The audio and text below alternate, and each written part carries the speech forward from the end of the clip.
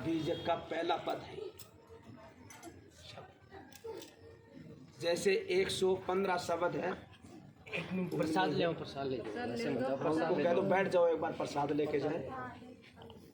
115 शब्द है, ये उनमें पहला शब्द है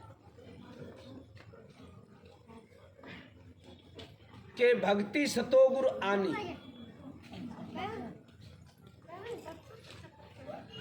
कहाँ से आओगी भक्ति?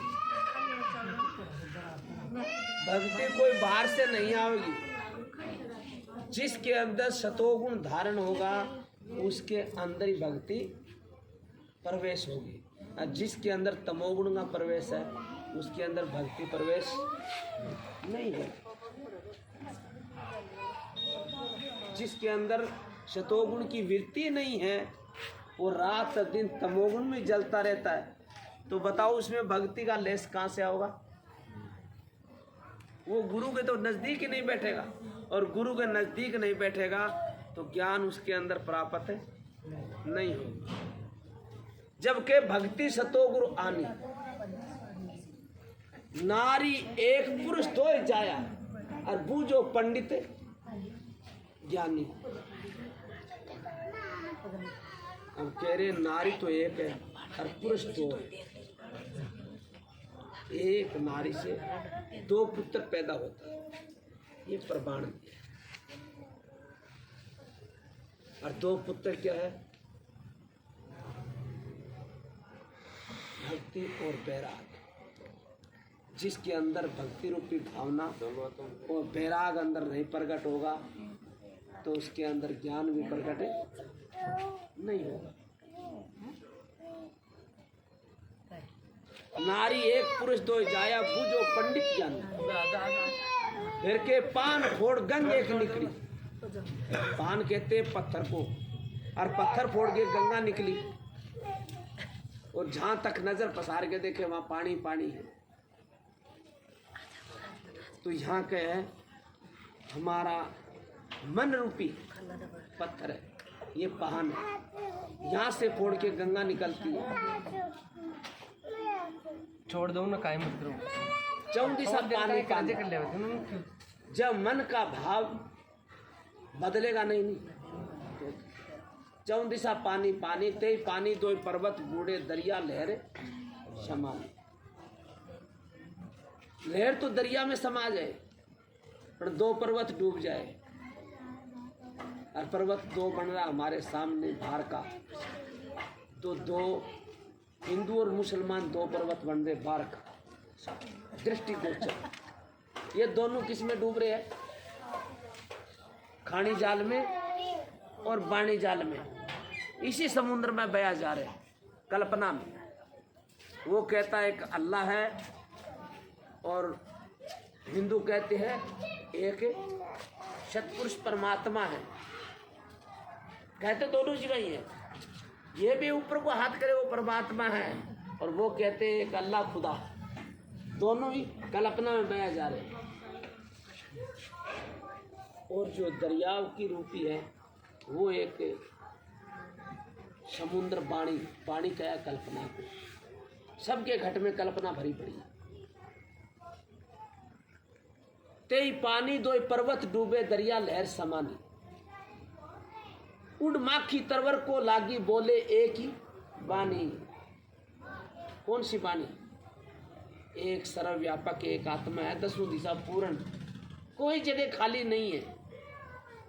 ये सभी किसी साधु संत महापुरुष को छोड़ के देख लो, वो एक आत्मा है सर्वव्यापक। और सदगुरु कबीर साहब कह रहे हैं कि सर्वदेशी की कभी मोक्ष नहीं होती है। मोक्ष तो वही होता है जो एक देशी होता है। एक शरीर की तो कर सकता हूं मैं, सर्वदेशी हो गया जब तो सारा अंदर मौजूद हो गया।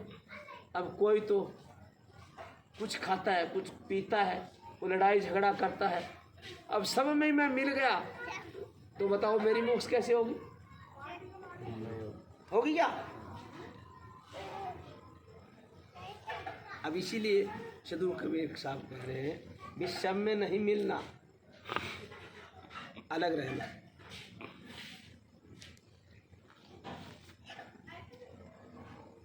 नारी एक पुरुष दो जाया बूझो पंडित ज्ञान। इनके उड़ माखी तरवर को लागी बोले एके बानी, वह माखी को माखा नहीं गर्भ रहा बिनु बानी।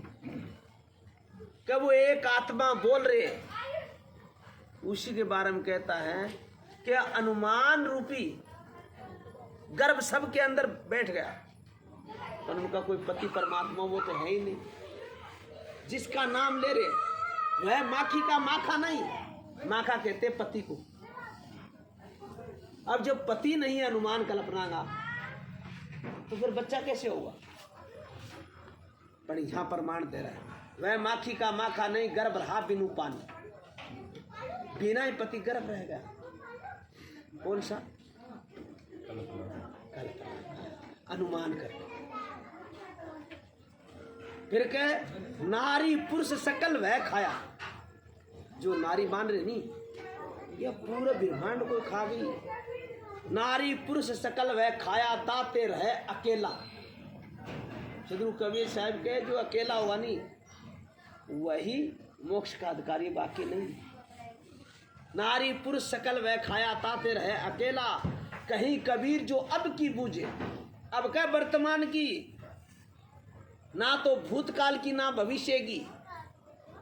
वर्तमान में अपना कल्याण कर लेनी तो हो जाएगा। कहीं कबीर जो अब की बूझे सोई गुरु हमें चेला। जो अहम ब्रह्म अस्मि कहने वाला, मैं ब्रह्म हूँ, वह तो चेला है। जो अब की जानने वाला है वह पारखी है। कहीं कबीर जो अब की बूझे वह सोई गुरु। जो अब की जानता नहीं वक्त की, परख करता है, खोज करता है, वह तो गुरु है। जो कहता है अहम ब्रह्मस्मि, मैं सदा के लिए ब्रह्म हूँ, सारा जगत मेरे में समाया हुआ है, तो वो चेला है। उनको पूर्ण ज्ञान नहीं है। ब्रह्म है वो सब में व्यापक है, व्यापक है, कोई जगह खाली नहीं है। तो जड़ चेतन एक सारा है, एक सार है, तो फिर सारा सामान उसी के अंदर मौजूद पड़ा है।